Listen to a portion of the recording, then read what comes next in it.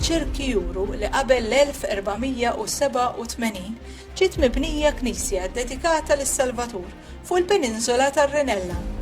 Visti pastorali jindikaw li l-Gran Jean Périsot de la Valette ordna twaqqih tagħha fl-assedju l-kbir tal-1565 biex ma sservix ta' tarka għall-Armata Ottomana. Fl-1580 il-Knisja reġgħet inbniet minn Claudio Abela u Davide Burlo. Fl-1676 ġie midfun ġewwa fiha Fra Giovanni Bicchi li kien miet bil-pesta.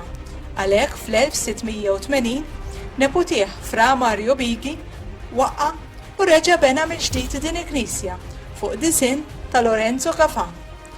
Fiha sar monument b'tifkira ta' Fra Giovanni Bicchi fil-waqt li l-kwadru titolari li juri s-Salvatur ġie bitter minn Mattia Preti.